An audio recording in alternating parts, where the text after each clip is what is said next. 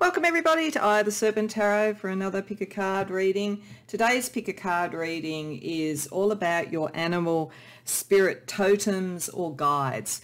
What are your animal spirit totems and guides? What are they particularly looking at in your life at the moment to guide you and give you support? And what are their messages and advice to you? And it was inspired because I just recently got the Crooked Cat Tarot, which I'll get to as one of the choices in the pile choice via a Kickstarter campaign. It's a very beautiful deck with cats all the way through it for cat people. I happen to be more a dog person than a cat person, but I couldn't resist this deck. It's too beautiful. But what I realized when I got it is I now have 4 really beautiful animal-based tarot decks, and I thought, why not actually celebrate that by doing a reading that is looking at the animal, natural, primal side of us and what our guides may be doing there with us and what we may be needing to focus on in our lives. So if you think of this as being about almost the shamanic journey, the journey to our core self, the journey to our natural self, our primal nature, all of those sort of things that we connect with nature on, animals and nature more generally, as opposed to, say, other readings that I've done which are more around star seeds, extra dimensional and so forth. So this is very earth oriented. This is very much grounded in the natural world and the power and spiritual energy that comes from that. This reading is wanting to look at, as I say, what guidance you are getting there, what are you naturally connected to, what are some of the key things that are going on in your life at the moment, and the advice that your animal spirit totems would have for you. And so we will be looking at that. We'll look at a couple of key areas. We'll look at the advice for each and how that kind of comes together with tarot, and then we'll use various oracles to get some more information from your animal totems and guides. And we will finish up with a couple of yes-no questions using the yes-no disc that I also got with the Crooked Cat Tarot. So I just want to give that a little bit of a try out in this. So it'll be very simple. It'll be what you can ask about whatever you want. If the issues that have come up in the reading are not necessarily the most present thing in your mind that you want to ask a yes-no on, that's fine. It's just be ready either as a result of the reading or with other questions that you have that would have a very simple yes-no answer, and that's how we'll close out the reading. It won't go into a lot of detail. It's just that sort of added extra at the end. So, as always, it's important to pick the right reading or readings to go to, and by all means go to more than one if you want. There may be an amalgam of messages or guides that you have across the different readings. But to help with the choice, I'll put out the numbers as always for the piles. So for pile 1, I'm using the Crooked Cat Tarot, as I said, and we have the root chakra placement stone there as maybe something else to help you choose if this is the deck or the reading that you feel drawn to, with a cat being represented by the Hierophant. Now, I'm using the Hierophant because to me it's the closest card to what I would think of as a shamanic spiritual leader within the context of this reading. So not necessarily the traditional sort of way we often think about the Hierophant, but I'm thinking here about a spiritual leader, spiritual totem, spiritual wise one in a sort of more indigenous culture or something like that to get to that shamanic energy. For pile number 2, I have the Hierophant from the Orion's Animal Tarot with the solar plexus chakra. For pile number 3, I have the Hierophant from the Joy Seeker Tarot with the heart chakra. And for pile number 4, I have the Hierophant from the Reigning Rouge Tarot with the third eye chakra. So it may be the chakras that draw you, it may be the decks if you're familiar with them, it may be the imagery, it might be the actual animals that are depicted here. We have 2 rams coming up in 2 of them, but we've got a bear and a cat, so that might be what helps make you choose. You may choose always a particular pile number, whatever works for you. When you know what reading or readings you want to go to, as always, the timestamps are in the description box below, and I'll see you there. Welcome pile 1 to your reading. So these 2 duos of cards represent to me information about the animal totem spirit guides you have and the situations that they are with you for, the purpose that they are with you for.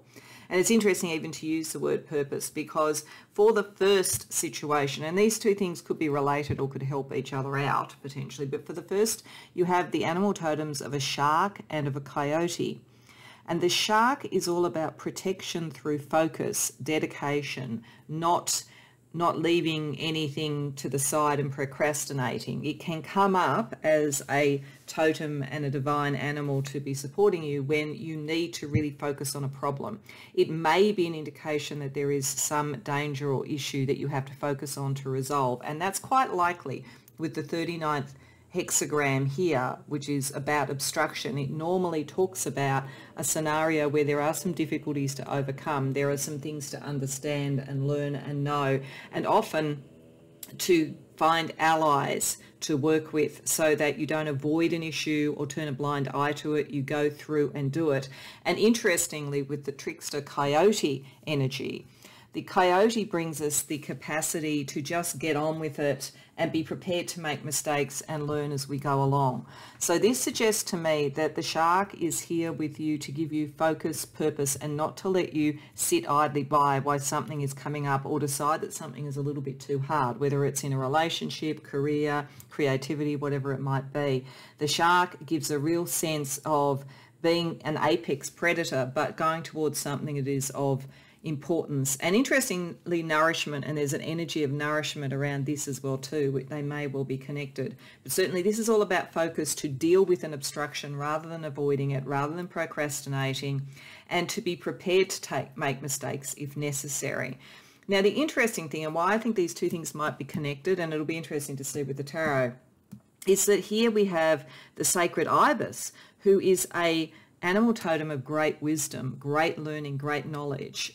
Thoth in the Egyptian mythology had an ibis head, and he was said to be the author of all the esoteric works and the great knowledge. So it's all about wisdom, understanding, learning, and so forth. It suggests that you are used to really knowing your stuff, really being an expert in the field that you're in. It is possible that whatever is going on up here is somehow something that is a bit new, different, or unusual. You're not as sure of your knowledge base, I think, as you are in normal circumstances, and so you may be procrastinating on something. But the clue here, I think, along with the ibis, is the turkey, because the turkey with the 27th hexagram here, which is about nourishment, is about where is there a reciprocity, where is there a nourishment, where is information sharing, collaborating, or whatever working for you. So the turkey is about celebration, community, joining with others. The ibis is about knowledge. The shark is about focus, and the coyote is about being prepared to make mistakes and to work with others. So I think that overall we have a situation here where the animal totems are wanting to talk to you about not avoiding a problem which you possibly feel, am I really up to this? And they are saying, yes, you are, because the very focus that the shark energy around you gave you to your study in general and to the getting of wisdom can be applied to this scenario as well. But the wisdom is somewhat got through collaboration, connection, and mutual nourishment with others, and being prepared to make mistakes. So it's a classic sort of set of cards that would come up for someone who's been very established in their studies, in their work, whatever it might be, and suddenly you're doing something new. And you've almost got to go back to that beginner mindset that people talk about. And what the animal totems are here is to say is that if you are focused, if you put the same focus on doing this and moving through it and learning from mistakes as you go along to add to your wisdom and doing it collectively with others, then any of that procrastination energy, any of that self-doubt is likely to go away. So I think it's talking about the same thing. Now, for some of you, you might say, no, it isn't. I know what this is, and I'm really comfortable in nourishing and supporting others with my knowledge. I teach people, that's part of what I do, but over here there's something that's a business issue I'm not in, not as secure in. So it could be two different things, one where you teach and encourage others and one where you're not so certain. But even if that's the case, I feel like maybe what you teach others is what you need to apply along with the focus that the shark is talking about.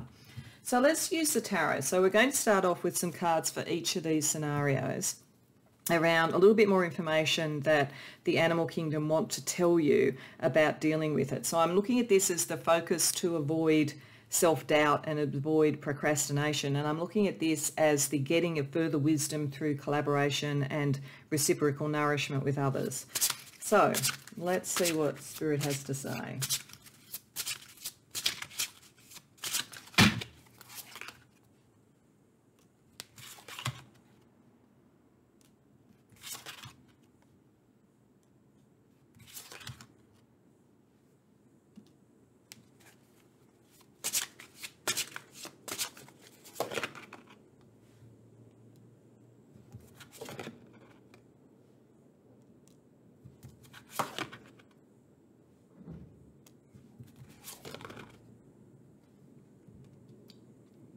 Okay, so firstly, up here around the area where you need the focus, this is saying, and I think it's picking up with the Two of Wands, the connection to other people. There is something about at least one other person. So this could be in a relationship, it could be in a collaboration, it could be in a business partnership, could be anything, but there's at least one other person involved in whatever this area is where you don't feel so sure. And they are requiring you to come a little bit out from behind the scenes. You may very well be someone who, because of the wisdom that you have and the knowledge, have taken a rather academic or theoretic approach to things. And there's something now that is calling upon you to break the prison of just being in your mind and come into the creation and potentially co-creation of something with someone else.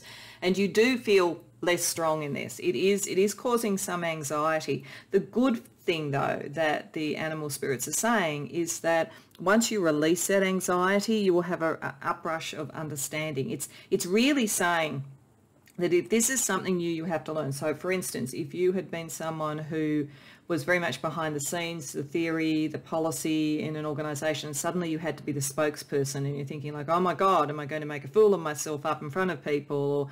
Or, you know, do I have the right sort of presentational skills and so forth? This is very much saying that once you free your mind again, because remember, you're very clever, very able to develop wisdom, you'll very rapidly get to where you want, but it does require you to come a little bit out of the shadows in some way. So it's very, very likely that spirit and animal totems here are saying to you that part of that procrastination or reluctance is the reluctance to be seen to not be an expert at something or not be able to do something perfectly the first time up. But there are supports around you. There are people who are wanting you to succeed. There are people who want to go forward with you in some way. And by focusing on that, on liberating your mind and remembering how you've learnt before and that you learn rapidly, then you're able to get past this. If this is around procrastinating around a partnership on other levels, like an emotional level, for instance, then the anxieties you have and the reluctance to move forward out of maybe a more lonely situation is sapping your strength. So I think there is a very strong message here about move forward, have the focus, be prepared to take the risks, because you're going to find that you get very adept at or very comfortable with or very happy in whatever this is very quickly. Now, interestingly, down here where we have the wisdom and we have the working with others or sharing with others, there is definitely something around this about the sharing of resources and the fair sharing of resources, because we have the Justice card, which is about, you know, a well-considered thing as a Thothian sort of wisdom, wise sort of wisdom of Solomon type of feeling around resources that have possibly been not distributed very fairly. Or it's like there's something where you're in an organization or you're dealing with a cause or something like that where you feel that there is a wrong to be righted, and your knowledge and ability can do that, and your connection with others can do it. But it is showing where you feel comfortable. You feel very comfortable in the position of intellectual judgment and the kind of practical outcomes, but not as comfortable with the Knight of Wands reversed in being the spokesperson, being the person taking this forward. So I think in many cases, these two things are related, that you are actually now in a position, whether it's as a leader or as a policy person potentially, or a lawyer, or somebody who has some input to how people view the sharing of resources and the sharing of fortune.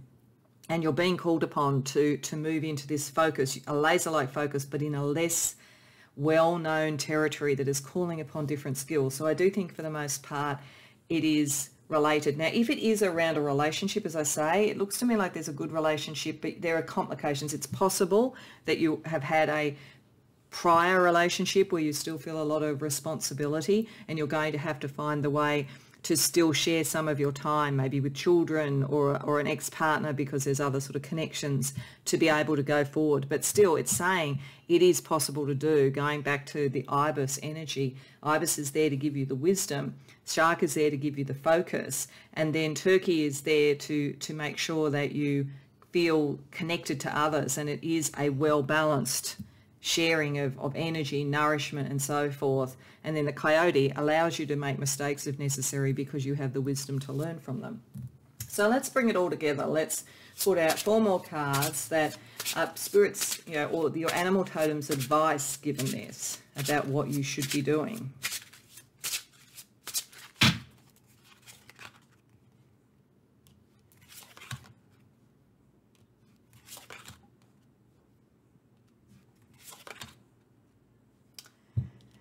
So I think your animal totems and animal guides are being very consistent with this. They are really saying, and it really fits with this sort of reading, because this reading, as I said, is about the shamanic journey, getting to the primal energy, getting to the real connections with others, the real connections with your soul and yourself and your primal drives and so forth. That's the Devil card here, and I think it is actually a very positive card here. It is saying that getting to that level and getting out of your head. You live too much in your head. Most of you trap yourself in your head, even while you think you're being very just and very balanced. It traps you, and while you're trapped in that, you won't necessarily get the clear communication that you would like to get, to be able to really be sure about what you're doing. This whole thing has a sense of you're not sure whether you've got the skills, the knowledge, the wisdom, the information, and so forth. But going into that more sort of primal sense of who you are, who your strength is, you know, and that kind of thing. And knowing that you are a novice. See, I just feel like you're in something new, something that you don't feel up to, but you really do. That's what the animal totems are saying to you. You really do have it. And so you can go into the depths, you can go into the shamanic thing, but you've just got to get out of your head. That's the only thing, because you've been so good at something and now you're taking it to another level or doing something different, or you've had really good relationships, but you want to take a relationship to another level and you're not sure, you know, do you really know how to do that? There is certainly something here about a learning curve, but spirit, your animal totems and spirit are saying you have far more than you are giving yourself credit for. Okay, so let's have a look at some advice around all of this. So firstly, there's some cards here that were also under the tarot card that brought you to here. I'm going to look at one of them now, and then we're going to shuffle some others for some more human types of advice and astrological types of advice. And then we're going to close out with some other stuff from nature and with the questions. So the first human thing we want to ask is, if you're going through a change that is at a primal level, there's likely to be something emotional, deep, that you, in your psychology and your emotions and so forth, that needs to be healed. So this is meant to show that. And this says pay attention to signs. So I think for a start, again, it's getting out of your head and looking at the theories you expect and looking for something that's different. I'm feeling very drawn to the coyote energy there. I feel like there's a trickster energy around you, an energy that's meant to wake you up, make you feel comfortable and so forth. Certainly, if you see pictures or read about any of the animals that are your key totems around this at this point in time, and I would include anything feline because you were drawn to the cat tarot to come to this particular reading, then that may very well be a sign that information is coming to you. But beyond that, you need to start to rate your intuition, I think, because I don't think you do particularly. I think you rely very much on learning and knowledge. So rate your intuition, rate the shamanic energy that you have to be able to really understand and draw on wisdom that probably comes from previous lifetimes as well. All right. Let's ask about astrology energy that might help you to connect in with this advice of your animal totems and to connect you to the animal totems themselves more strongly. Okay, we've got conjunction, so we'll work out what planets they are in a minute, and the first house. Okay, this is all about you somehow on center stage, you doing something in a relationship, in creativity, in a career where you actually have to step up and be seen. There is something about your first house, how you come across to others, that's important. And you do need to put the energy into it, the focus. The planet is Mars. The ruling sign is Aries. So this is about ambition in some way and being prepared to be seen. Now, the good thing is with conjunction, it suggests that there will be an ease of certain energies. And so we'll actually just shuffle and deal out till we see what planets are in conjunction for this reading. We've got Saturn and Mars. Okay, all right. So this is part of the challenge for you, because you are needing to step into that kind of Mars energy, being out, being seen, you do put such a store by wisdom, and by being a bit taciturn and a bit reserved with Saturn and having the structure and having the facts and being really well educated and really well read, but you're having to act now as well. This is the whole thing. It's like needing to act and focus. When you actually connect Saturn in a way that works for you as focus and discipline with Mars and energy, you pick up that shark energy beautifully. So that's the point. It's all about confidence. You will find this easier than you expect, but it's your own reliance and the fact that it's always worked for you before on just your mind that is making you a bit worried about this, which is more creative, it's more performative, it's more out in the world in some way. All right, so we're also going to use the Heart Code Oracles. We're going to ask for a couple of cards around lifestyle and a couple of cards around relationship to look at some other energies that the animal totems may want you to focus on. So we have argument. This is lifestyle and friendship. All right. So this is suggesting that there's something in what you're going to do where you are a little bit concerned about whether it could have an impact on relationships, whether you will be liked as much, whether people will argue with you, whether people will compete for that primary position that I think you're meant to come into being. But you are able to win arguments. Like you would be able to win any argument, really. I think it's about focusing that argument on moving forward, but the mutual nourishment, because remember we had the turkey energy, which is about friendship, which is about collaboration. And we did have the Two of Wands, which made me think you had at least one really strong friend, lover, whatever it might be, business partner or whatever. So I think it is saying your friendships will withstand the arguments and the change that you do. And it may in fact be saying that sometimes the way that you're going to the sign that it's time to do it is your friends might start arguing that you have to step forward a bit more and stop procrastinating. If that's the case, listen to them.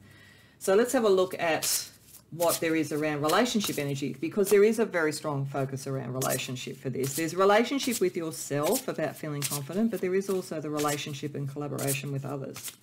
So we have expectations and adventure. Okay, so this is you all over, the way you relate to yourself and also what you think around your friendships and so forth. You think that you've built up certain expectations because of the way that you've responded to things before, because of your skills, whatever it might be, and you really feel you have to keep living up to expectations. But this is saying actually see it a bit more as an adventure. Get to that coyote and energy. Call on the coyote to make you feel like it's an adventure and it's fun and you'll learn as you go along, that you don't have to be perfect to start with, that the adventure, part of the adventure is the learning that you're going to take.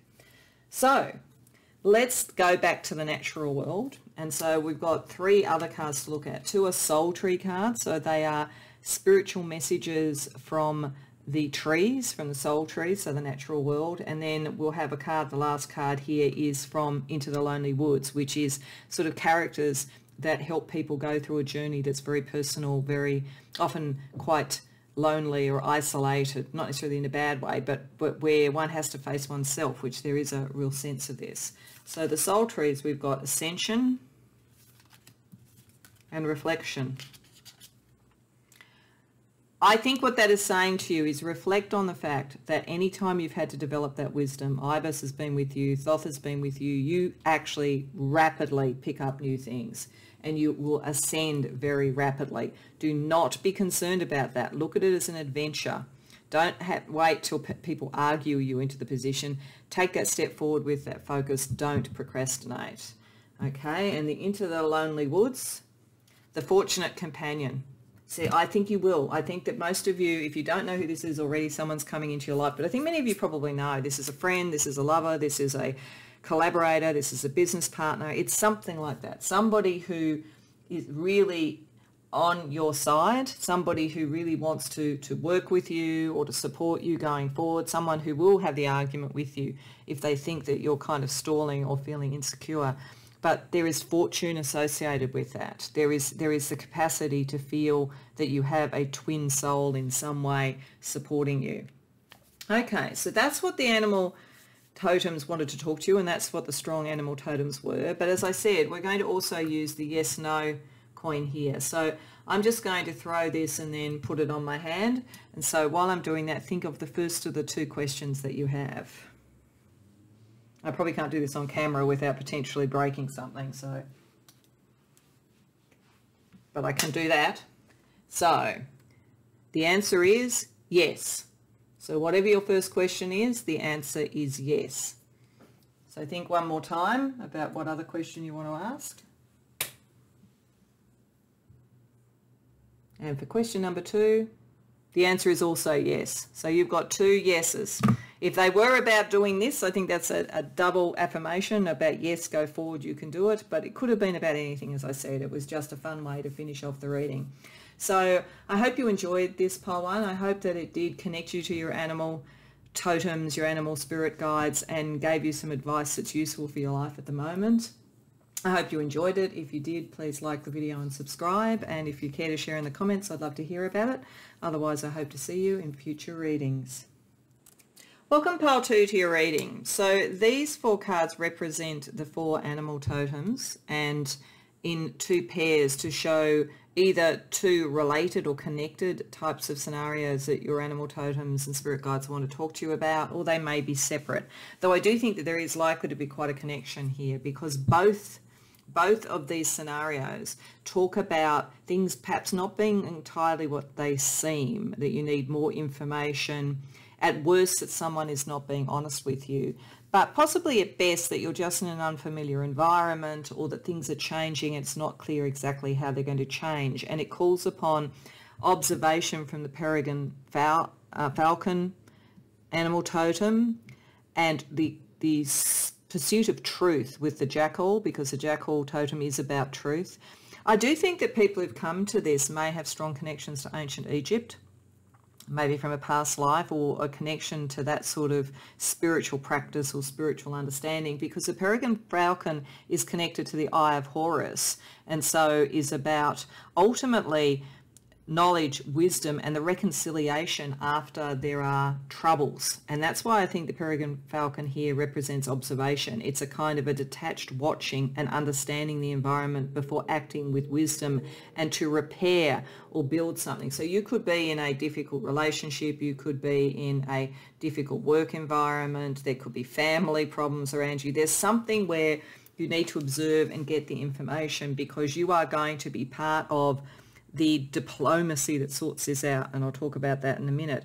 But the other reason they say around Egypt is the jackal is also the symbol of Anubis, which is in a sense the god of the dead, which does not mean this is about life and death, but it does have a very strong shamanic energy of going to the depths and being able to see things as they truly are, you know, not sugar-coated, not alloyed in any way, but just really understanding the truth, so that then you can resolve the conflicts, you can deal with whatever is necessary. So I think you have a very strong spiritual background, probably firmly connected to Egypt or those sorts of mythologies, and you are highly shamanic and a peacekeeper, a peace finder and a peacekeeper. Because the interesting thing, firstly, we have the 54th hexagram here, which is called the Marrying Maiden, and it actually reflects the social mores of when the I Ching was developed. So it's, you know, to many of our cultures now. So I'm just going to move this to be a little bit more angled correctly, the camera, get the camera a bit right. In the culture when I Ching was created, which is very different to our current culture, there were interesting things that would sometimes happen in households. So the Marrying Maiden talks about a woman who joins a household where the man, her partner there, is already married. So they have to fit into a very delicate, very sensitive social structure and find their place in that, and find how to make that place, and to be able to bring the harmony and so forth. And the beaver energy here, the beaver spirit, is about working towards that, working towards a harmonious and diplomatic outcome. So in some situation where probably what you have to do first, I think what peregrine and beaver are here saying is that your first call of working, your first call of action is to observe your environment and to learn about it and understand it, so that you don't act precipitously, because you are the sort of person who sees the truth before other people, and you are able to see anything that's dysfunctional in whatever this scenario is, but you need to have prepared your plan to deal with it. you will be able to get the information that you want, because as I say, the jackal energy is here to get to the truth. But you've also got the 29th hexagram, which is called the abysmal, and that's not that it's an abysmal situation, though I think that for many of you there is a tricky scenario around you at the moment, relationship-wise, work-wise, creativity. There's something that's going to require wisdom and taking time and observing and so forth to get to the truth. But this particular hexagram is about going for it, going with the flow, understanding that you can find your way through. And the cormorant bird is the animal totem with this particular hexagram.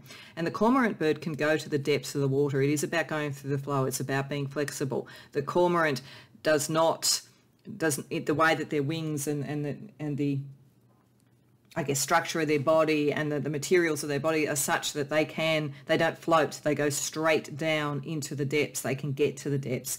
So this sort of jackal and cormorant energy is here to get you to the depths and understand it. The peregrine falcon, I think, is meant to get you at the higher level perspective, to bring that all together, so that ultimately what you were doing is resolving some form of conflict, sorting out something that's very complicated, dealing with very, very sensitive personal issues. Now, some of you may actually do this for a career. It may be, in fact, that you are something like a psychologist. You go to the depths of the truth and then you help people resolve issues. That's a possibility, in which case the animal totems are just here to really remind you the process that you use and how good you are at it. But I think for most people, you're probably not, professionally involved in that, but you almost need that level of professional skill to deal with what you're looking at the moment. So let's get a little bit more information with the tarot about each of these scenarios, first of all, to see whether they are definitely connected, though they seem very strongly connected to me, and any more information that the peregrine falcon, the jackal, the cormorant bird, or the beaver want to tell you at this point in time about these scenarios.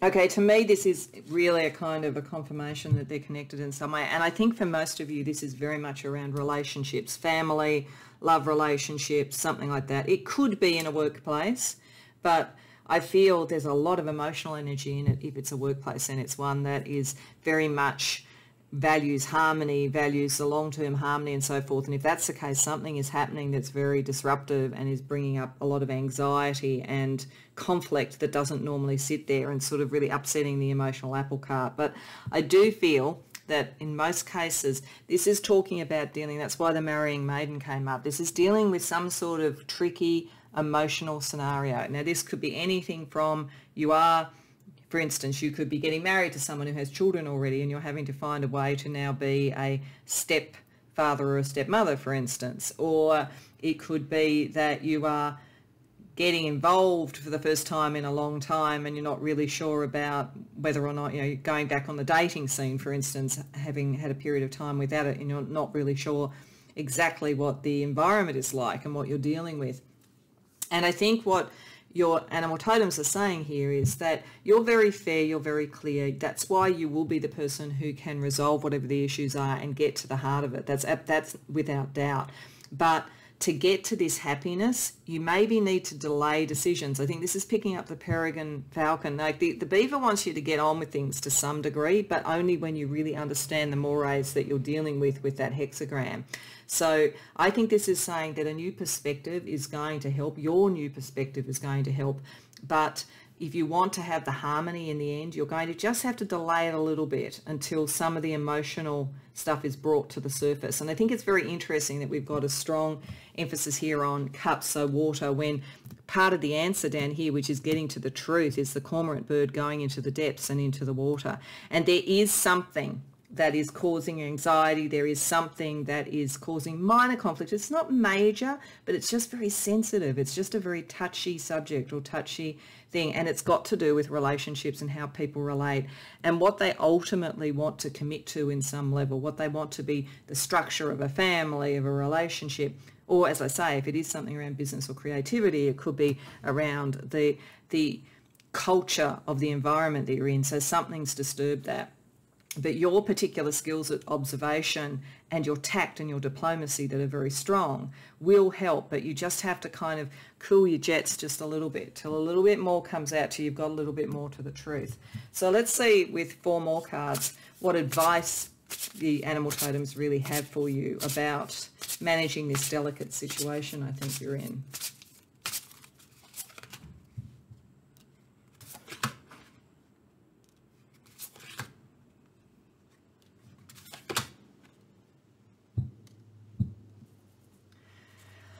Okay, it's certainly again saying there's more information to come out, and it will come out. With the High Priestess, there's things people haven't necessarily shown their hand, and it is possible with these cards that there are some people that are being a bit duplicitous. It doesn't have to be the case. I'm actually thinking in most cases it's more that there are people who feel equally ill at ease and they're unsure of themselves in some way. I feel like these two are connected, like there's a Queen of Wands character around this. Doesn't have to be a woman, but Queen of Wands is sort of normally very self-actualized, very dramatic, very charismatic, but with it reversed, I think they're feeling a little bit out of sorts. This could be you. It could be you if you fit that sort of description normally, but you're feeling out of sorts. But I think it's more that there's someone else. There's someone in this, whether it's a friend, a lover, a family member. There's something that's, and I'm getting that for some, if it is that you are, marrying into a family with children, it might in fact be, the other parent, for instance, or something like that. There's something like that, and there will be more information coming out about it. I don't think by and large it's duplicitous, but it's worth knowing that that's the case.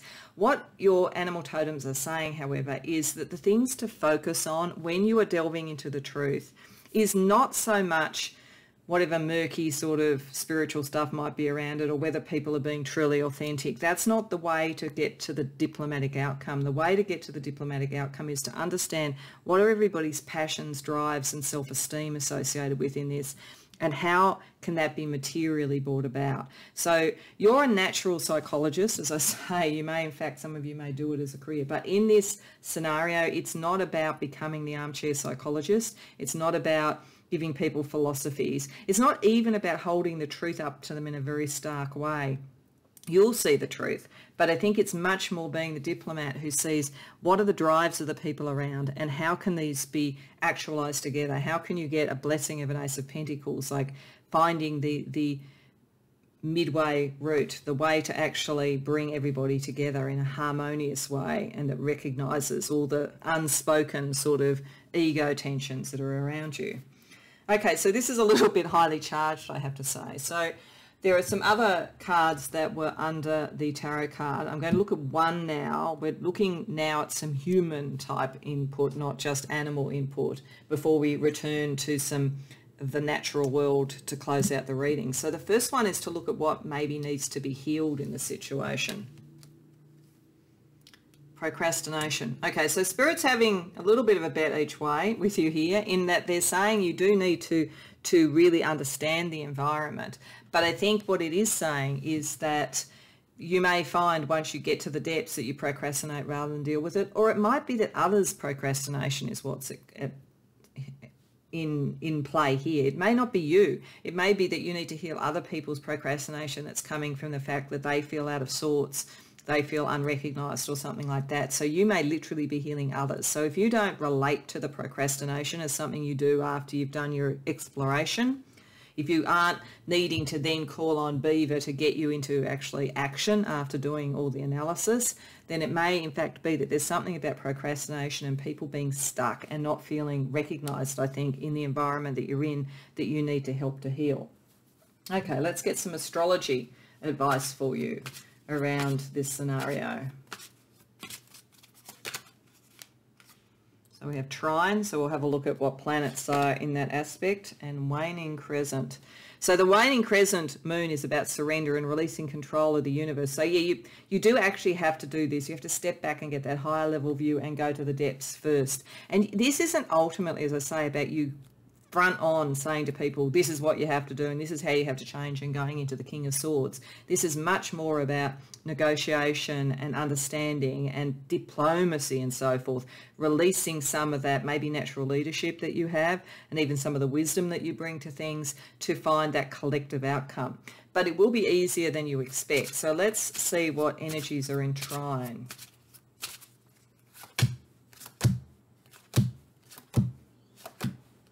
So we have Neptune and Pluto. Okay, this is no wonder, because there's something very emotional with all of this. Very, very Plutonic, very much the shamanic energy, very much needing to go to the depths. But you will be able to do that, and your sensitivity and acuity will not just be in your mind. In fact, it's going to be much more in your psychic ability, your empathy and so forth, and your capacity to transform. But I think the thing about the trine between this is that Neptune is making Plutonic energy more gentle. It's making it more empathic. It is shifting things where they need to shift, so unblocking a procrastination, for instance, but it's more gentle. And I think that's the real message here. You are made of sturdier stuff than the environment that you're in, particularly emotionally. But I think you do have the diplomacy and the nuance to be able to do that. So let's have a look at some aspects of your life that are impacted by this scenario. So firstly, a couple of pieces of advice around lifestyle. So we have perspective and cycle. Okay. So perspective is picking up the peregrine in particular, though to some degree also the jackal, and getting to the truth in the depths. But it is saying that what is going on here is not insurmountable. It's a matter of perspective. It's also suggesting that it has to do with the cycles of life in some way. This is why I feel like it's about relationships, about family. It may even be something like you're a parent and this is about your children leaving, and it's the empty nest syndrome and all of those sort of things, and it's trying to re-establish who you are in the world and who you are with your partner, if that's the case. There's something about the natural progressions and cycles of time and so forth that are impacting this, or which will be impacted by this, but it's all about a matter of perspective. And then let's look with the Heart Code Oracles around relationships as well. We have forgiveness and twin flame. Okay, well, so for some of you, this is a very complicated relationship indeed, and it is about romance and love and so forth, and it may be needing a different perspective, and it may be going through various cycles of growth. You may be needing to forgive yourself, or the other person may be for not meeting you where you need, or moving as fast as you want to twin flame union. If it's not about a twin flame in that sense, then there is an energy around twin flame of the intensity of two souls coming together, or more than one soul being in proximity that have that sort of intense connection. So this is why it really feels intense. It feels at the depths and so forth. You may need to forgive yourself. You may need to forgive others in some way to process this, or you may need to bring out forgiveness in others for each other. You might be helping people who are in a twin flame scenario. That's a possibility as well. It really depends on whether you feel resonance to that, or whether you're going to find there's something like that kind of complexity in the social situation you're ending up in that's being depicted by this. Okay, so let's go back to the natural world, and starting firstly with a couple of cards from the Soul Trees Oracle for what the trees would tell us. We've been listening to the animals. What would the trees tell us? We have attention and illusion. Yeah, okay, this is over and over saying the same thing. It's a perspective, it's the viewpoint, it's the depths and it's the heights, it's the understanding the truth of what's going on when possibly things aren't really clear. The Neptunian thing versus the Pluto change. Illusion. There may be people not being completely honest with this, and it may not be that they're meaning to be, it may be just that they're not being honest with themselves, but there is something about focus and perspective and intention so that you understand what's real and what isn't real. So to close out, we're going to look at a card from Into the Lonely Woods, which is a companion energy from the natural world for those who are dealing with something on their own, or having to sort of step up to deal with something on their own, even if it's in relation to others. And then we're going to go to the two questions. So Into the Lonely Woods we go, and yet the path grows lighter. I think that's a message to you from the animal kingdom and from your animal totems, that you get that perspective, you go into the depths, and in actual fact, everything will become a lot clearer. You may be worried because it's such a tense scenario it looks like you're in, and such an unfamiliar one, or such a really high stakes one on some level or another. But once you get that perspective, once you get that sort of attention to things and so forth, and you take away the illusion, you will find things are easier. That's why we saw the trine energy. Things are actually going to be easier, and your natural diplomacy will help. Okay, so lastly, we're using the yes/no coin. And as I say, this could be questions related to this. I wouldn't be surprised if it is, because if you resonate to this, you've got some pretty sort of strong and intense and delicate issues to deal with, but it doesn't have to be. This is really just a bit of a fun finishing off. So I'm going to, off camera, because I'm going to like break the camera or something like that if I throw it close to the camera, but off camera I'm going to just flip the coin, and then I'll bring it up like that. Do that twice. So think firstly now, while I do that, about your first question, a yes/no question.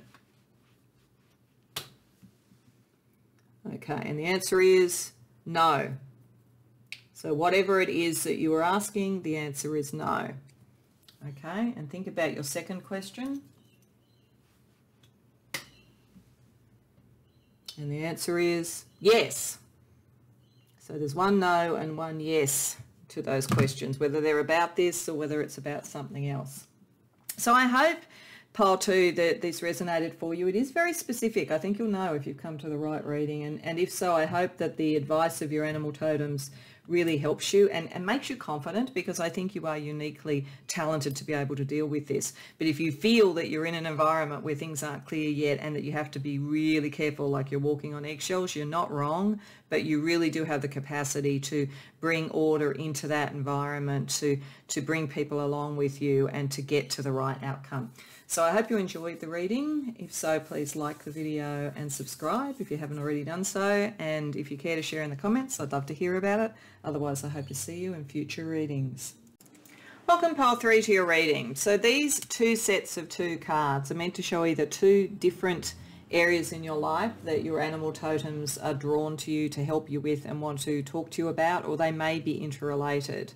So far, they've seemed to be fairly interrelated, and I suspect it's going to be true across the board, because there is a kind of an interrelationship here, though they could also be separate. So the energy around this is one about understanding true connectedness with others, with love, with relationships in some way, with the world, with how we're all connected and so forth.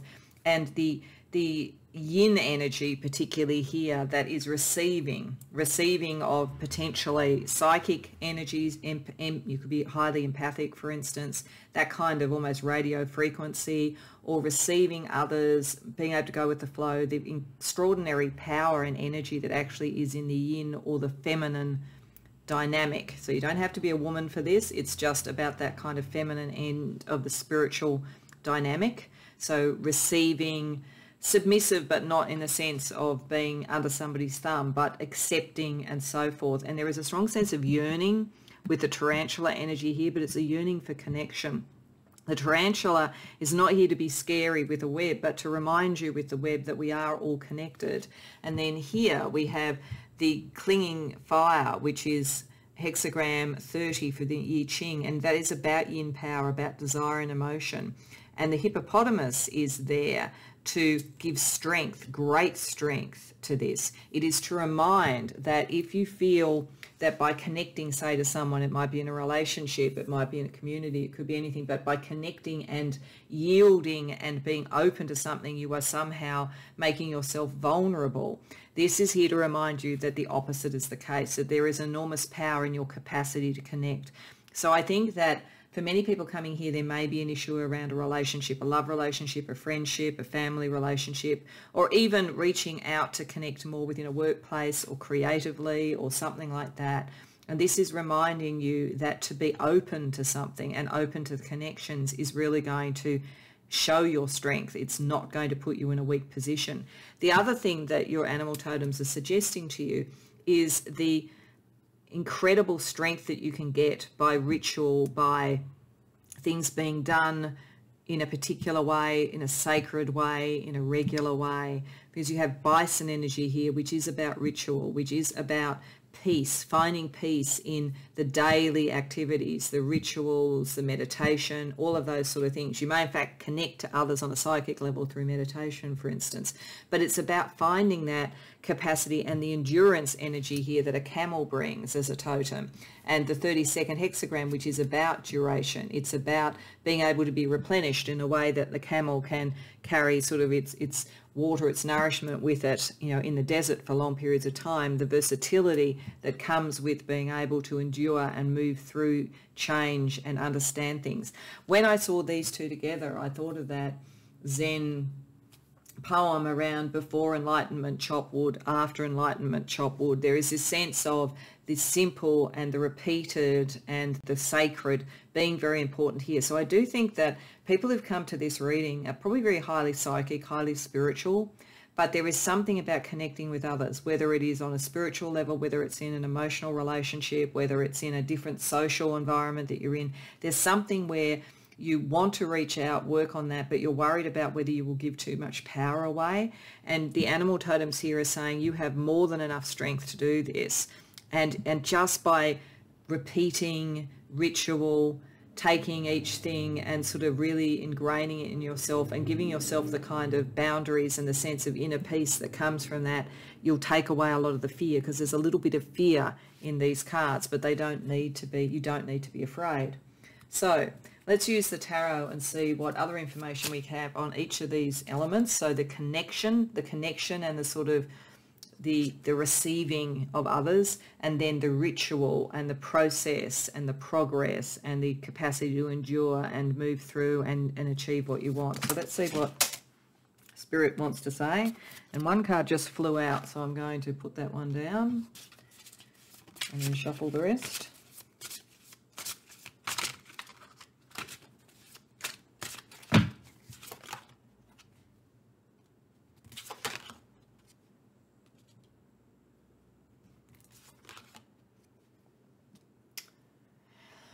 Okay, and then I'll shuffle again for the bison and camel advice to you.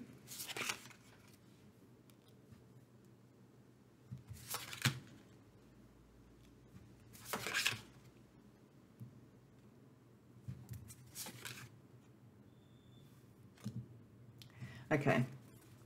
I think for many this is about a relationship, to be honest. It's about a love relationship or a friendship, but I think most likely this is in the realm of relationship. What this is showing, I think it's very interesting, the Queen of Pentacles reverse flew out. I think that it is showing that Tarantula and your hippopotamus energy here is saying that there is a side of you that tends to suppress the feminine side of you, whether you're a woman or a man. That's not really the issue. It's just the feminine side of you, the side that wants, and the side when it's the right way up, that is very loyal, that wants commitment, wants all of those sorts of things. So I feel like there's a side of you that suppresses that and maybe hasn't reached out a lot before, but it looks like there is an opportunity, an emotional opportunity around you that could bring out the Queen of Wands in you. So it could bring out that much more confident person, but it's like you have to go from being the page to the queen to get there. You have to take that risk. You have to reach out. You have to do it when it's not fully formed, when you're not fully sure of yourself yet, but so that you can become the queen. And that's a choice. You have the choice. So I think that your animal totems are saying there's a relationship or an opportunity like that around you. Maybe a creative one as well, but I think for most this is relationship, which you could potentially very much be true to yourself and strong in and find that you flourish in. But you need to make the decision that you feel safe enough, that you feel strong enough, that the connection is the right connection.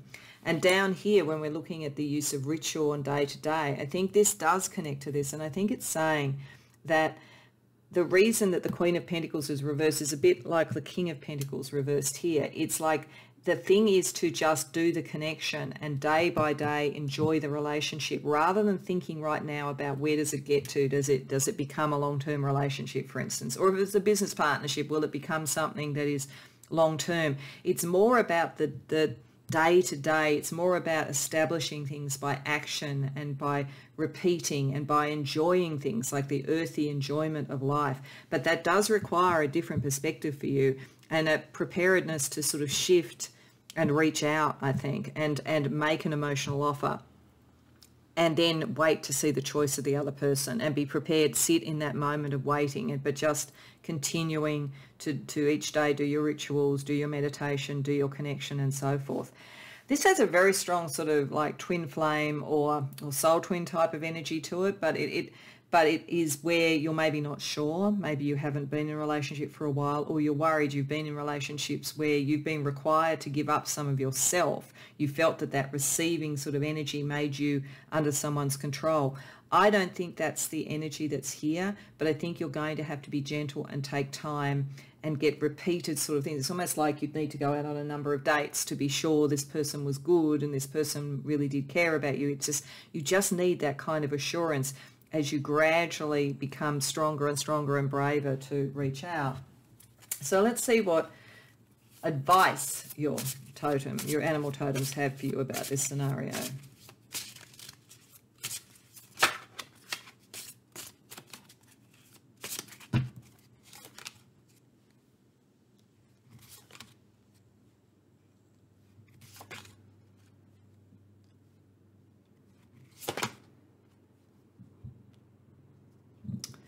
Okay, so I think that the animal totems are saying they understand why you're reticent. It looks as though you've been in a relationship or more than one relationship where there has been a power struggle, where you have been subjected to somebody's ideas about how things should be in some way, and they weren't necessarily very good ideas by the looks of things, with the King of Swords and the Knight of Swords reversed. There's a sense of intellectual dominance. So I think that's why you're reticent to reach out, to connect. You may very much have been around somebody who gaslit you or was controlling in some way. And that, I think, is why they're saying, don't worry about the longer term with this. Don't worry about, this person may have seemed like a really good conventional bet, actually, someone who looked like they should be exactly the right person for you. But the focus was on what's the outcome, the material outcome. And they're saying, don't focus on that. Focus on the ritual, focus on the connection. It is possible that some of you have had influence from your mother around this, that has influenced how you viewed relationships and what sort of relationship to have. It's also possible that you ended up being like the mother in relationships. Like what ends up happening, and this is why you're sort of nervous about connecting, is because you are very good at that connection and empathic thing, that you ended up mothering sort of. So, and it doesn't, again, matter what gender you are, that's not the issue here, but you might have ended up in almost that kind of caretaker thing for somebody who was very sure of themselves intellectually but not necessarily that mature. So I just think that it's you are reticent of the connection because you wonder whether you're either going to be turned into a quasi parent for the thing, or that it won't have the longevity. But Spirit is saying, and the animal totems are saying, that's focusing on the wrong things. Focus on the connection. Test it out, go through it with the rituals, go through it with the day-to-day, and you'll feel more and more confident and be able to come into your own. So I do think, if you've come to the right reading, this is about a relationship. So some of the other cards that were under the tarot card that brought you here, we're going to look at one of them now and the others a little bit later in the reading. But the first one is about what needs to heal, and there is a kind of healing energy here for you, I think. So we've got letting go. So I think this is about letting go of the concepts that you used to have, the relationships that didn't work out, the outcomes focus that you might have had. If you're more in a scenario with the animal totems of connection and of the day-by-day sense of ritual and building something, then that is better. If you're letting go of maybe the programming from your parents, you're letting go of old relationships, that needs to happen for you to feel comfortable to do this. But that's why Spirit's saying take time, give yourself time. Okay, let's have a look at some more material sort of things, more sort of human stuff. So we'll look firstly at some astrological energy around this for you. So we've got Uranus. 5th house, yeah, there again, it's about love. I really do think if this doesn't relate, then you haven't come to the right reading, because I think this is very, very clear. This is about love. This is about romance. It could be sometimes about children, that maternal sort of role, but I think it's more like that you've been with people where you've had to have that almost maternal / paternal role with people illegitimately because they weren't mature, if that's the case. This is definitely about love, and it's about freeing yourself, revolutionizing how you look at love. And it's the tarot card that comes with it is the Fool. So it is being prepared to do it. It is being prepared to connect. It is being prepared to take the risk and know that you can have a sort of an approach and a ritual to take you through that in a protected sort of way. Okay, so let's have a look at lifestyle and then relationships using the Heart Code Oracles. So firstly, lifestyle. What are your animal totems talking to you about in terms of lifestyle? Perspective. Guarded. Okay. So it is a matter of perspective and shifting your perspective, but I think your animal totems are saying it will take time to do that.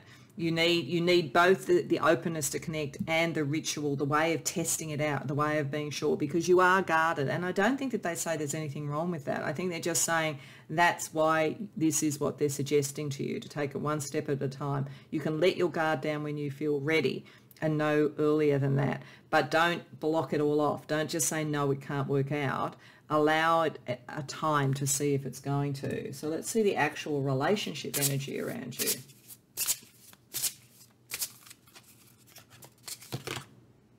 Okay, criticism, authentic. Okay, so part of the issue that you've had and that your animal totems are wanting you to realise and be a bit more gentle with yourself on is that probably when you've tried to be authentic before in relationships, you've been criticised. And reversed Knight of Swords and King of Swords would definitely be like that. A reversed Empress would be like that. There is a sense, I think, where you have been mentally controlled, gaslit, criticised or whatever when you tried to be true to yourself. But I think all that your animal totems are saying is that you don't have to pay attention to the criticism, that by looking at the connection and your rituals and your way of being authentic, you can rise above the power of that criticism. Okay, let's go back to the natural world again. So firstly, we're going to have a couple of cards from the Soul Trees Oracle. So it'll be around advice from nature in terms of trees. And then we're going to have a card from Into the Lonely Woods, which is a kind of animal type character that helps and supports people when they are going through some form of a journey. So you have universe and vibration. Okay, I think that's going back to tarantula to start with. I think that the people here are highly psychic, highly connected. And I think the interesting corollary about this is that you'll be sorting through a relationship by the looks of it, but I think you will also be connecting much more broadly, empathically, with other dimensions, with the world, with other people and so forth. That's another reason why ritual and process is going to be important, because in the process of doing this, your universe is going to expand, your vibration is going to rise.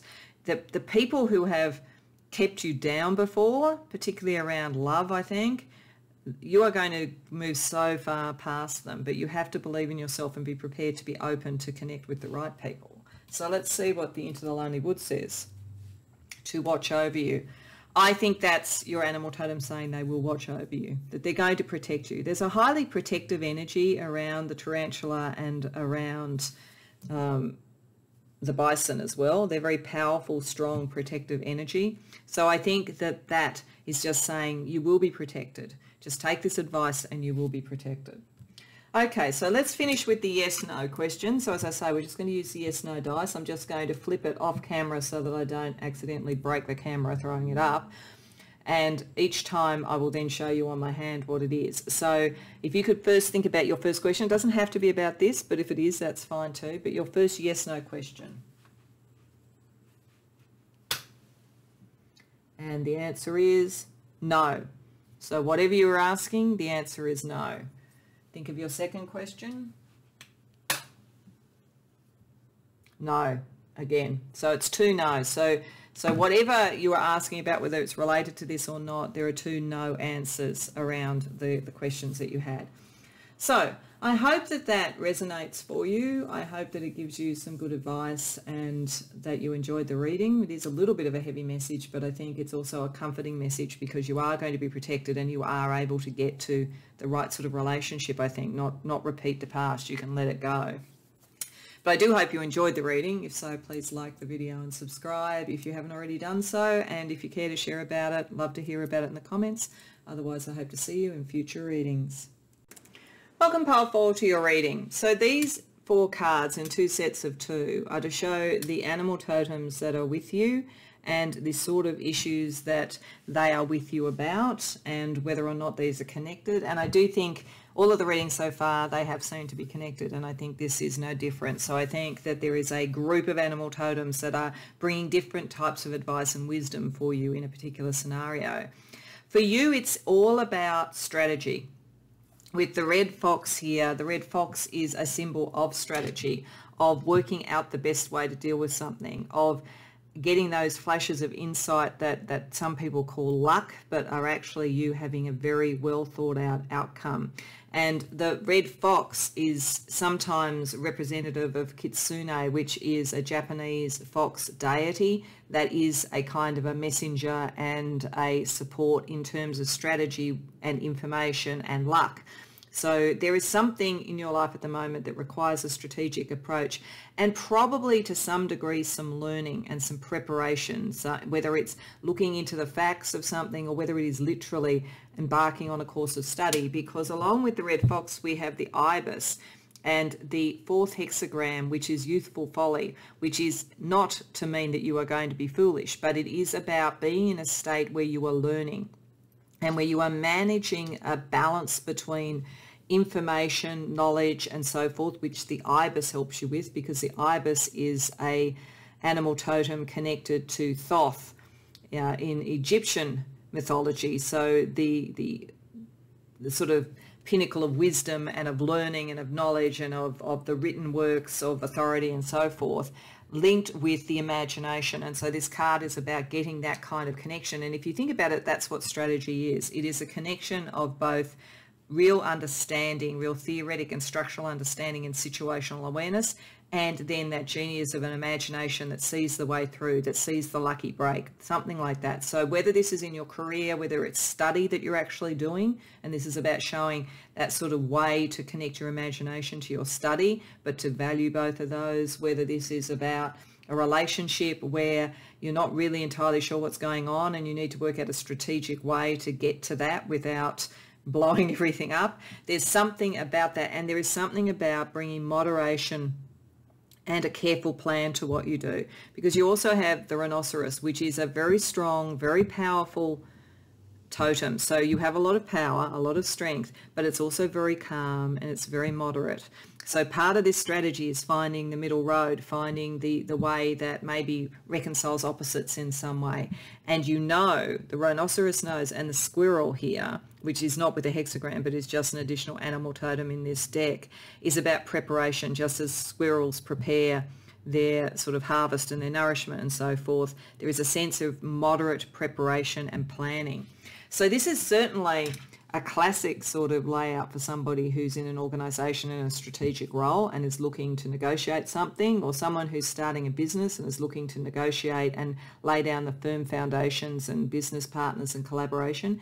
It could also be, as I say, around a relationship or a friendship, finding a moderate, balanced way where possibly there are 2 very imaginative people, but you maybe have a little bit more knowledge and learning and they're a little bit more about just getting on with it and so forth, and you're trying to bring a strategic way of bringing it together.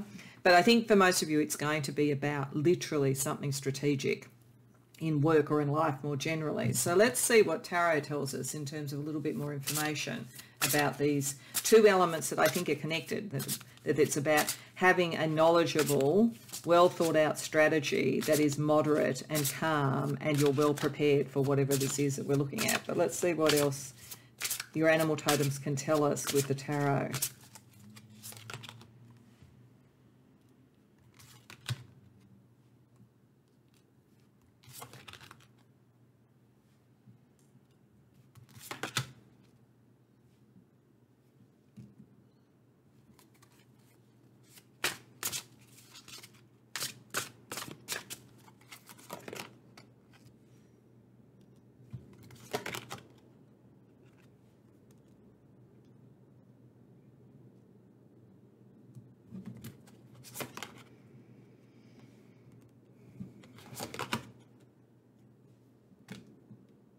Okay.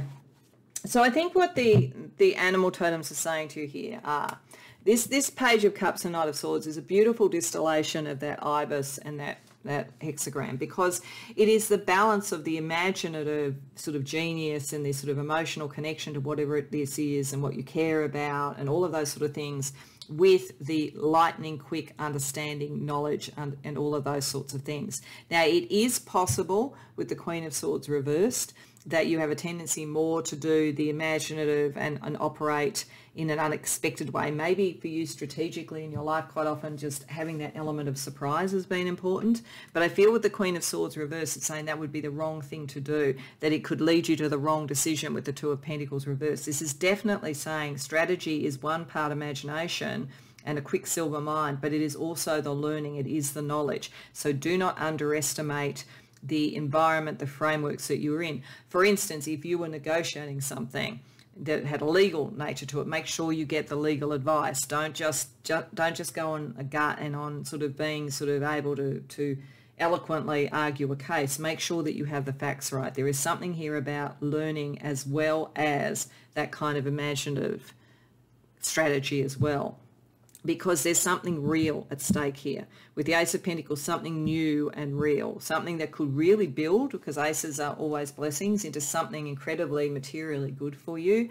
But there is a possibility of losing track of the negotiation with the Seven of Swords reversed, or even being given false information if you're not checking your facts. So that's definitely the case. And if that's the case, that would obviously bring the disappointment of the Five of Cups. You may even be working with or around someone who's felt that they were in some way disadvantaged or taken advantage of in some way. It may be that someone you're negotiating with is actually a difficult person to get to that moderate point where you can actually find the strategy, because they've got a history of having been done over potentially. That could fit with some of you.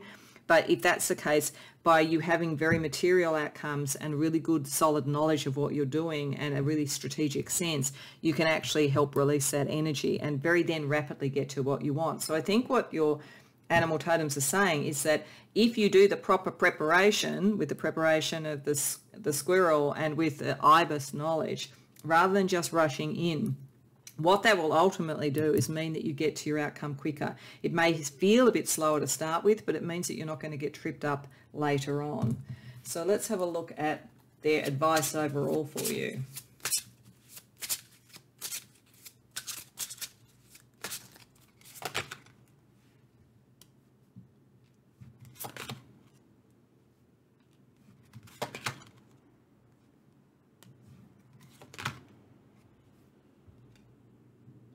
Okay, whatever this is big. It is big. It's like big in your career. It's big in your life path, whatever the tower is there. This is about bringing in something new, and it is about a high stakes environment when the tower is there. A lot is changing around you. That's why you need to really understand your frameworks and your information really, really well. But the more that you do that, the more that you're going to relieve the anxiety. So you won't... One of the things that will be your genius in going through this is that just at the point where everybody else is losing their head, you will really know what you're doing, because you'll have done the preparation, you'll be ready, and you'll relieve a lot of anxiety with people. You'll take on a natural leadership role in some way, and you will help people make the decisions that they're reluctant to make. So I definitely think this just has such a feeling of organisational strategy, political strategy, a community organizer, something. There's something where there's high stakes that requires a really good understanding of the environment that you're in and really good knowledge, but then also that imagination, flair and strategy, that to find the moderate path that brings the leadership out of the kind of chaotic and takes out the worries from others. You are meant to be a change agent. You're meant to be a negotiator. You may very well work in law or something like that, but if not, you will know to go and get that sort of advice, because there's something like that going on. Okay, so we're going to look at some other cards now. Firstly, one that was under the tarot that brought you here, and then the others that are under that we'll get to at the end. But this is more lifting away from just the animal totems to more sort of human sort of scenarios and so forth as advice for you. So the first thing is what needs to be healed that your animal totems are helping you with. We've got inner child. Okay, so what I'm getting from that is that you are a very brilliant person. This is why this sort of like, you often, I think you've been able to kind of like navigate things really quickly through your imagination, your passions and so forth.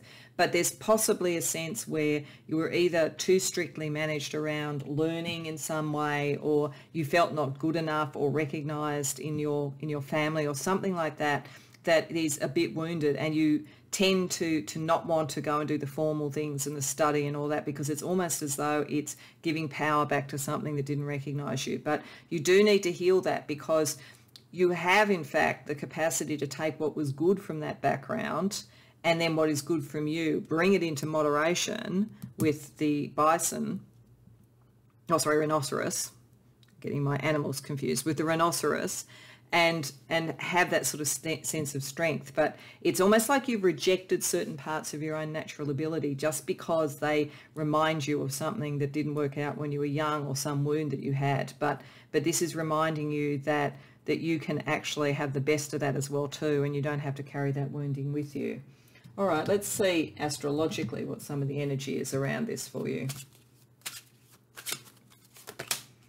Our first house and the full moon. Yeah, it's time for you to really step into who you are and to harvest all of that knowledge and all of that development that you have. And the first house, you are going to be on center stage in some way. You are going to be seen. You're going to be stepping up to the plate, definitely. So there's a time to really reap the rewards of this and all the preparation that you've done and the moderation and the strategy. But you are front and center in this, and that's why you have to be prepared. That's why that's really important. Let's have a look at some lifestyle energy around you from the Heart Code Oracles. Friendship, reaction. Okay, so friendship came up in another one, and I've got a feeling it might have been one that also talked about Thoth as well. So there might be a few of you that have come to 2 readings. Anyway, friendship here, I think, is that you are actually naturally very good at making friends. I feel very good at finding that moderate, balanced approach or whatever. But there may be some that react to what you're doing, some that want you to move faster, some that think that you're going too much in the theory and not enough into the heart or something. There's some reaction from your friends that you're going to have to balance around this. Maybe even some may be a little bit jealous if you start to get into the spotlight, but I don't feel you're going to lose them. I just think it's a reaction that you'll need to manage. So let's have a look at relationships. Authentic. Fear. Okay. So I think there is a bit of you, this is whatever this inner child thing is, it's a little bit afraid of being truly who you are and showing all that who of you. And I do think you might have rejected certain abilities you have because they remind you of past hurts. But being authentic can help you rise above the fear, because you'll have the strategy and you'll have the backing and the preparation and so forth. But there's some sort of high stakes business negotiation or something around this. And I think you in general probably will be in roles that are like that. So the more authentic you can feel, the more you'll rise above your fear. And then I think your authenticity will help others in their fear reaction. So I think sometimes this is really picking up more that part of your life path is to help people go through the fear and let it go, because they can see a strategy, they can see a middle road, they can see a way to get through it in some way. Okay, so let's have a look. Let's go back to the natural world. So we're going to firstly have a couple of cards from the Soul Trees deck, so looking at nature in the sense of tree energy, and then we're going to have a card from Into the Lonely Woods to sort of bring it all together with another kind of woodland natural companion for you. So we have love you and beliefs and expectations. Yes, this is all connected to this inner child, I think. You do need to love yourself and love what you have. I feel like because you will be really clever in what you do, I just think that you've had like parents or siblings or something where you've seen that, but you've seen it not used in a very good way, and maybe in a way that's hurt you. So it's sort of like you need to love those parts of you that you may be rejected, because they are going to be called upon to be truly, truly strategic. And if you can free some of the beliefs and expectations, you can then reach that authentic sort of energy that will make you more powerful. And the Into the Lonely Woods card, blessed reunion. Okay, so for some of you, there could be a friendship or some work relationship or something that you're going to resolve, that there's a strategic thing that brings you together. It could be a reunion with yourself, I think, for many of you, with your real inner knowing and your real inner abilities that you've maybe suppressed a bit. And for some, there may be a forgiveness of some of that. Once you actually really start to achieve what you want to achieve, there may be a capacity to forgive anything that might have happened, say, when you were a child, that made you feel not so sure of yourself, because you will be able to be sure of yourself. So I think that the trajectory of this is very, very positive, but it is saying don't rush too fast. Make sure that you have the background that you need and that you're not rejecting elements of your own strength that somehow were wounded when you were young. Okay, so pile 4, we're going to finish off using the yes-no disc here. So I'm going to just flip it off camera so I don't risk breaking the camera, and then I'll bring it forward like that, and we'll see what the answer is. So we'll do 2 questions. It can be related to this or anything you like, basically. So if you can think about your first question now. And we have a yes. So whatever your question was, the answer is yes. If you think about your other question, and that's a no. So you've got one of each, a yes and a no. So as I say, they might have been about this, they might have been about something else. It's just a bit of a fun way to finish off the reading. I hope that that resonated for you. I hope that you enjoyed it and that you got some really good advice from your animal totems and spirit guides. And I hope you enjoyed the reading. If so, please like the video and subscribe if you haven't already done so. And if you care to share in the comments, I'd love to hear about it. Otherwise, I hope to see you in future readings.